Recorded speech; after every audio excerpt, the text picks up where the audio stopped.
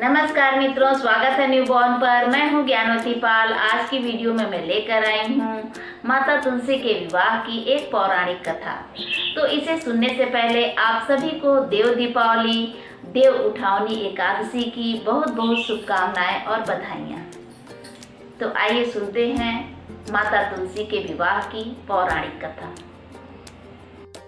पौराणिक कथा के अनुसार एक बार शिव ने अपने तेज को समुद्र में फेंक दिया, जिससे एक महातेजस्वी बालक का जन्म हुआ। आगे चलकर यही बालक जालंधर के नाम से एक महापराक्रमी दैत्य हुआ। इसकी राजधानी का नाम जालंधर नगरी था। दैत्यराज कालनेमी की पुत्री वृंदा का विवाह जालंधर से हुआ। वृंदा एक पतिव्रता स्त्री थी।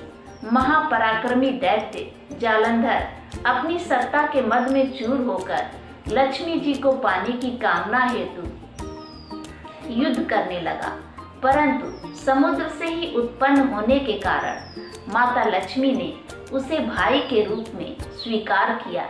से पराजित होकर वह देवी पार्वती को पाने की लालसा से कैलाश पर्वत पर गया और देवादिदेव महादेव का रूप धरकर माता पार्वती के समीप गया, परंतु माँ ने अपने योग बल से उसे तुरंत पहचान लिया और वहां से अंतर ध्यान हो गईं तथा उन्होंने सारा वृत्तांत भगवान विष्णु को सुनाया। जालंधर की पत्नी वृंदा के सतीत्व बल के कारण जालंधर न तो मारा जाता था और न ही वह युद्ध में पराजित होता था। इसी कारण भगवान विष्णु ने एक लीला रची और अपने साथ दो मायावी राक्षसों को लेकर ऋषि का रूप धरकर वन में जा पहुंचे। वहां पर वृंदा अकेली भ्रमण कर रही थी। ऋषि ने पल में दोनों मायावी राक्षसों को भस्म कर दिया। उनकी शक्ति को देखकर वृंदा ने कैलाश पर महादेव से युद्ध कर रहे अपने पति जालंधर के विषय में पूछा। तब ऋषि ने अपनी माया जाल से दो वानरों को प्रकट किया।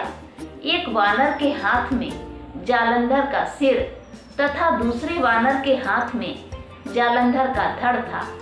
अपने पति की यह दशा देखकर वह शोक से मूर्छित होकर गिर पड़ी तथा जब उसे होश आया तो उसने ऋषि से विनती की कि वह उसके पति को अपनी माया से पुनः जीवित कर दे। भगवान विष्णु ने अपनी माया से जालंधर का सिर धड़ से जोड़ दिया और स्वयं भी उसी के शरीर में प्रवेश कर गए। वृंदा को इस छल का तनिक भी आभास न हुआ। वृंदा अपने पति के रूप को देखकर उनसे पतिव्रत व्यवहार करने लगी, जिससे उसका सतीत्व भंग हो गया। ऐसा होते ही वृंदा का पति जालंधर युद्ध में हार गया। इस सारी लीला का जब वृंदा को पता चला तो वह क्रोध से व्याकुल होकर भगवान विष्णु को हृदयहीन शिला होने का श्राप दे दिया। अपने भक्त के श्राप को भगवान ने स्वीकार किया और शालिग्राम पत्थर के रूप में बन गए। स्वयं सृष्टि के पालनकर्ता के पत्थर बन जाने से ब्रह्मांड में असंतुलन की स्थिति उत्पन्न हो गई। यह देखकर सभी देवी देवताओं सहित माता लक्ष्मी ने स्वयं जाकर वृंदा से भगवान विष्णु को श्राप मुक्त करने की प्रार्थना की। वह भगवान विष्णु को श्राप मुक्त कर दे। वृंदा ने उनकी प्रार्थना को स्वीकार किया और भगवान विष्णु को श्राप मुक्त करके स्वयं आत्मदाह कर लिया। जहाँ पर सती वृंदा ने आत्मदाह किया वहाँ एक भस्म का ढेर उत्पन्न हो गया और उसी भस्म से तुलसी का पौधा उत्पन्न हुआ। तब भगवान विष्णु ने कहा, हे वृंदा, तुम अपने सतीत्व के कारण मुझे लक्ष्मी जी से भी अधिक प्रिय हो गई हो। अब तुम सदैव तुलसी के रूप में मेरे साथ रहोगी।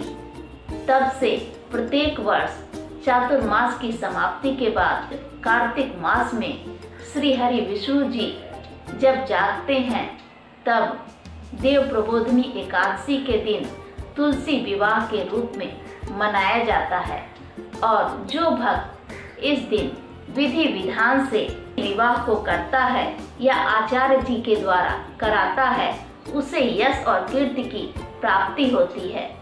और कहा जाता है जिस घर में तुलसी जी विराजमान होती हैं वहाँ यम के दूत भी असमय नहीं आते और मृत्यु के समय यदि गंगा जल और तुलसी दल मुख में डाला जाए वह पापों से मुक्त होकर वैकुंठ धाम को प्राप्त करते हैं।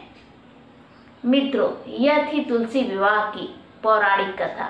यह कथा आपको कैसी लगी कमेंट बॉक्स में अवश्य बताइएगा और पसंद आने पर इसे लाइक शेयर और सब्सक्राइब करना ना भूलें।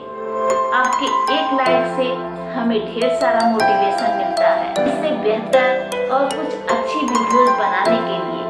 तो चलिए मिलती हूँ फिर एक नए वीडियो में। तब तक के लिए नमस्कार। आप सभी को एक बार पुनः देव